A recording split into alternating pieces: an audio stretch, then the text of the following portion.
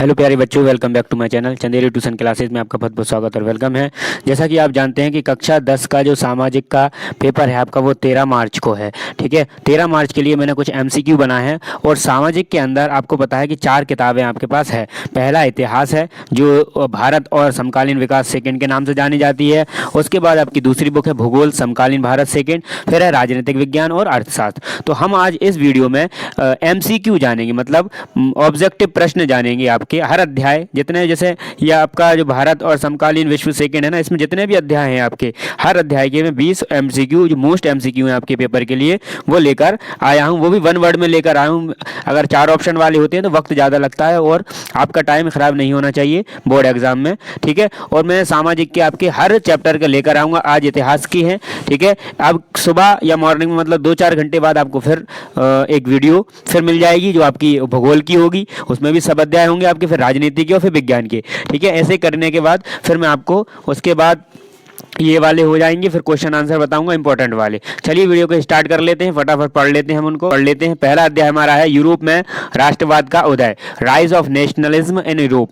First question हमारा क्या है, तो आप इनको पढ़ते जाइए और आंसर टिक करते जाइए। फर्स्ट है हमारा फ्रांसीसी क्रांति कब हुई थी, तो आपकी 1779 में। दूसरा क्वेश्चन है फ्रांसीसी क्रांति का नारा क्या था, स्वतंत्रता, समानता और बंधुत्व।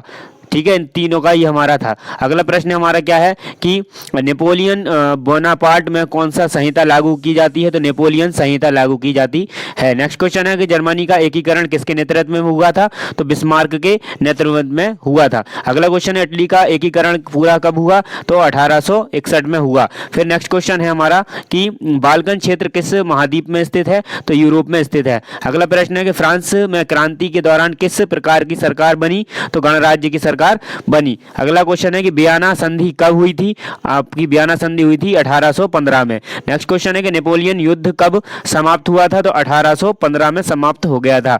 अगला प्रश्न है कि यूरोप में उत्तरवादी राष्ट्रवाद का क्या अर्थ था, तो संविधानवाद और स्वतंत्रता था। क्या था, संविधानवाद और स्वतंत्रता था। ठीक है, अगला क्वेश्चन है कि इटली के एकीकरण में किसका योगदान था, तो ये गैरी बाल्डी का क्या था, योगदान था। गैरी बाल्डी का योगदान था। अगला क्वेश्चन है कि जर्मन के एकीकरण में कितनी लड़ाइयां हुई, तो 3 लड़ाइयां हुई थी। कितनी लड़ाई हुई थी, 3 लड़ाइयां हुई थी। अगला क्वेश्चन है कि रूसो, वोल्टेयर और मोंटेस्क्यू कौन थे, तो ये थे फ्रांसीसी विचारक थे। कौन थे, फ्रांसीसी विचारक। नेक्स्ट क्वेश्चन है कि जर्मनी का प्रथम सम्राट कौन बना, तो काइजर विलियम फर्स्ट बना, काइजर विलियम फर्स्ट। उसके बाद अगला क्वेश्चन है हमारा यहाँ पर क्या कि 1848 की क्रांति में मुख्य रूप से कौन शामिल थे, तो किसान और श्रमिक शामिल थे। अगला क्वेश्चन है कि राष्ट्र राज्य की अवधारणा क्या थी, तो एक समान सांस्कृतिक और राजनीतिक इकाई। एक समान सांस्कृतिक और राजनीतिक इकाई। अगला प्रश्न हमारा है कि फ्रांस में क्रांति के दौरान किसानों की क्या भूमिका थी, तो करों के खिलाफ विद्रोह किया। क्या किया था उन्होंने, करों के खिलाफ विद्रोह किया था। अगला क्वेश्चन है कि ओटोमन साम्राज्य किन कारणों से कमजोर हुआ, तो आंतरिक विद्रोह और बाहरी हमले। आंतरिक विद्रोह और बाहरी हमलों के कारण वो क्या हो गया, खत्म हो गया था, कमजोर हो गया था। अगला क्वेश्चन है यूरोप में राष्ट्रवाद का क्या प्रभाव पड़ा, नए राष्ट्र राज्यों का निर्माण हुआ। अगला क्वेश्चन है नेपोलियन की हार किस युद्ध में हुई, तो वाटरलू युद्ध के में उसकी क्या हो गई थी, हार हो गई थी। ये हमारा फर्स्ट अध्याय हो गया। अब हम पढ़ते हैं इतिहास के अंदर दूसरा पार्ट है जो हमारा भारत में राष्ट्रवाद, nationalism in India. Next question हमारा क्या था, जलियांवाला बाग हत्याकांड कब हुआ था, तो 1919 में हुआ था। हम इसमें 165 के समथिंग क्वेश्चन पढ़ने वाले हैं इतिहास के अंदर, है ना। 165 एमसीक्यू हम यहाँ पर पढ़ने वाले हैं। अगला क्वेश्चन है कि गांधी जी ने सत्याग्रह आंदोलन पहली बार कब चलाया था, तो चंपारण में चलाया था, है ना। कहाँ चलाया था, चंपारण में चलाया था। नेक्स्ट क्वेश्चन हमारा है कि भारत में असहयोग आंदोलन कब शुरू हुआ, तो 1920 में शुरू हुआ था। अगला प्रश्न है कि स्वराज मेरा जन्मसिद्ध अधिकार है, ये किसने कहा था, तो बाल गंगाधर तिलक ने कहा था। अगला प्रश्न है कि संविधान अवज्ञा आंदोलन कब शुरू हुआ, 1930 में ये शुरू हुआ था। उसके बाद नेक्स्ट क्वेश्चन आता है कि दांडी मार्च किससे संबंधित था, तो नमक कानून तोड़ना, ये दांडी मार्च से संबंधित था। नेक्स्ट क्वेश्चन है कि साइमन कमीशन भारत कब आया, 1928 में ये भारत कमीशन आया, मतलब भारत में आया था। नेक्स्ट क्वेश्चन है कि 1931 में संविधान में गांधी इरविन समझौता क्यों हुआ, तो सविनय अवज्ञा आंदोलन को समाप्त करने के लिए ये समझौता किया गया था। नेक्स्ट प्रश्न आता है हमारा कि खिलाफत आंदोलन क्यों शुरू किया गया, तो खिलाफत आंदोलन तुर्क तुर्की के सुल्तान के समर्थन में इसको शुरू किया गया था। अगला प्रश्न है कि भगत सिंह और राजगुरु को कब फांसी दी गई थी? 1931 में दी गई थी। अगला प्रश्न है कि कांग्रेस ने पूर्ण स्वराज्य का प्रस्ताव कब पास किया था? तो 1929 में पास किया था। अगला प्रश्न, साइमन कमीशन का विरोध क्यों हुआ? तो उसमें कोई भारतीय सदस्य नहीं था। ये इंपॉर्टेंट क्वेश्चन है। उसके बाद आता है हमारा भारतीय राष्ट्रीय कांग्रेस की स्थापना कब हुई थी? तो 1885 में हुई थी। नेक्स्ट प्रश्न है कि महात्मा गांधी का सबसे बड़ा योगदान क्या था? तो अहिंसक आंदोलन था। क्या था? अहिंसक आंदोलन था। भारत छोड़ो आंदोलन किस वर्ष में हुआ था?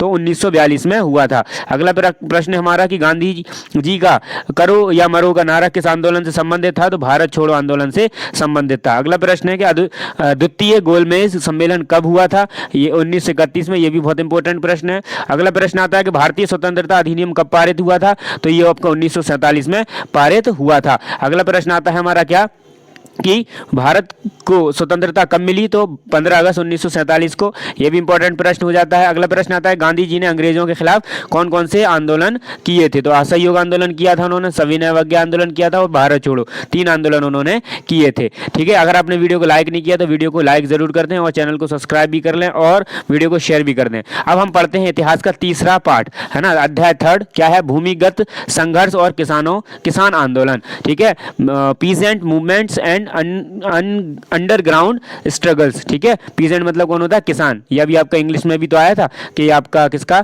किसान का अपोजिट पूछा था उसने, सिनोनिम्स। अगला क्वेश्चन आता है चंपारण सत्याग्रह किससे संबंधित था? तो नील की खेती से संबंधित था। अगला क्वेश्चन है बरदोली सत्याग्रह का नेतृत्व किसने किया था? सरदार वल्लभ भाई पटेल ने किया था। अगला प्रश्न आता है कि किसान आंदोलन का मुख्य उद्देश्य क्या था?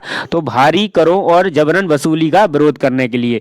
नेक्स्ट क्वेश्चन है कि भारत में किस वर्ष किसान आंदोलन की शुरुआत हुई थी? तो 1850 के दशक में यह शुरुआत हुई थी। अगला प्रश्न आता है कि इंडिगो विद्रोह कहां हुआ था? बंगाल में हुआ था। कहां हुआ था? बंगाल में हुआ था। अगला प्रश्न आता है कौन सा किसान आंदोलन सबसे बड़ा था? तो सबसे बड़ा कौन सा था? बरदोली सत्याग्रह था। कौन सा था? बरदोली सत्याग्रह था। अगला प्रश्न आता है हमारा कि नील आंदोलन किसके खिलाफ था? तो जबरन नील की खेती के लिए खिलाफ था ये, है ना, जबरन नील की खेती करवाते थे। अगला प्रश्न है किसान आंदोलन के मुख्य क्या कारण थे? बढ़ते कर, सूखा और शोषण। 3 थे, 3 हमें याद रखना है। क्या क्या रखना है? बढ़ते कर, सूखा और शोषण। अगला प्रश्न आता है कि 1920 के दशक में किसान संघर्ष कहां कहां हुआ था? तो उत्तर प्रदेश, बिहार और आंध्र प्रदेश, 3 में हुआ था, ध्यान रखने आपको। अगला प्रश्न आता है कि किसान सभा संगठन किससे संबंधित था? तो किसानों के अधिकार से संबंधित था। किससे संबंधित था? किसान के अधिकारों से संबंधित था। अगला प्रश्न आता है किसानों के लिए सबसे बड़ी समस्या क्या थी? भारी कर और सूदखोरी। भारी कर का मतलब क्या होता है? टैक्स होता है। क्या होता है? टैक्स होता है। उसके बाद अगला प्रश्न आता है कि असहयोग आंदोलन में किसानों की क्या भूमिका थी? तो ब्रिटिश सरकार के खिलाफ आंदोलन हुए थे। ब्रिटिश सरकार के खिलाफ आंदोलन हुए थे। अगला प्रश्न आता है हमारा क्या कि भारतीय किसानों पर ब्रिटिश शासन का क्या प्रभाव पड़ा? तो कृषि उत्पादन में गिरावट आ गई। अगला प्रश्न आता है किसान आंदोलन में महिलाओं की क्या भूमिका थी? आंदोलन में भाग लेना और नेतृत्व करना। क्या था? आंदोलन में भाग लेना और नेतृत्व करना, मतलब कि कैप्टेंसी करना। नेक्स्ट ऐसा है कि तेभागा आंदोलन कहां हुआ था? तो ये बंगाल में हुआ था। उसके बाद अगला प्रश्न आता है किसान आंदोलन के परिणाम क्या हुए? तो किसान की स्थिति में सुधार आ गया। क्या आ गया? किसान की स्थिति में सुधार आ गया। अगला प्रश्न आता है कि भारतीय स्वतंत्रता संग्राम में किसानों का क्या योगदान था? तो ब्रिटिश सरकार के खिलाफ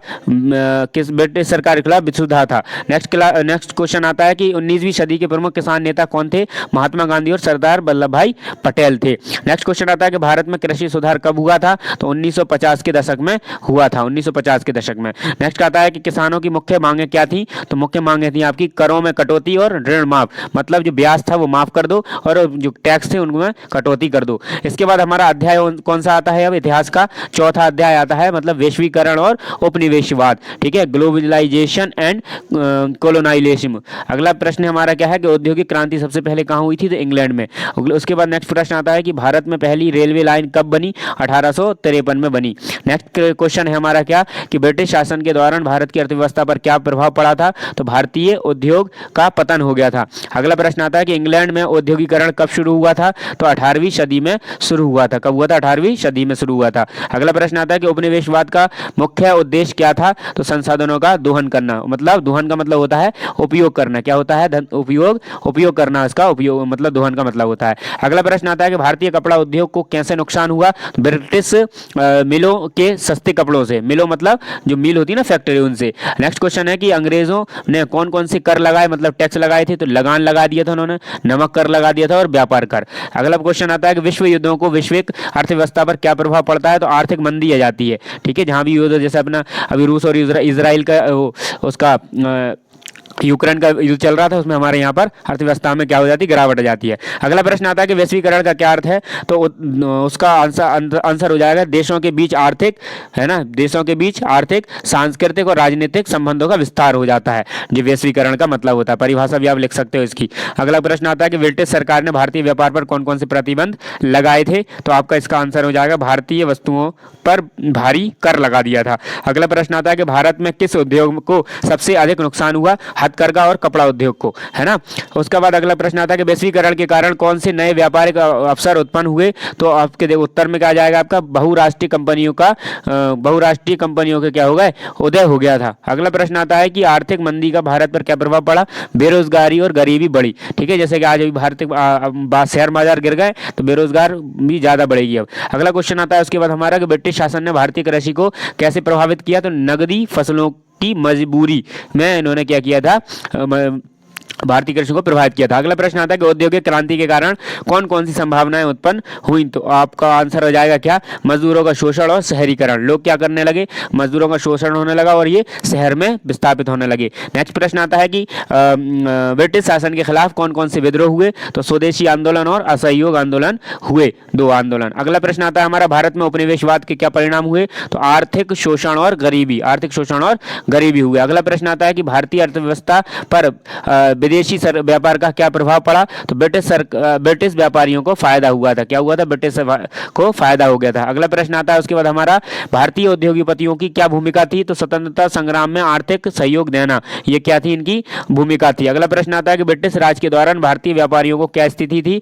व्यापार पर प्रतिबंधों के कारण कमजोर पड़ गए थे वो लोग। ठीक है, अगला प्रश्न तो अब खत्म हो गए, है ना, इस अध्याय में। मतलब कि आपके इतिहास के अंदर भारत और समकालीन विश्व में ये इंपॉर्टेंट थे जो मैंने आपको यहाँ पर वीडियो बना दी है। ठीक है, तो ये वीडियो आपको कैसी लगी? वीडियो को लाइक, शेयर और सब्सक्राइब जरूर करें, चैनल को, अपने दोस्तों को भी इसको शेयर करें। और उसके बाद अब मैं भूगोल और राजनीतिक विज्ञान और शास्त्र की वीडियो डाल दूंगा। थैंक्स फॉर वॉचिंग, मिलते हैं नेक्स्ट वीडियो में।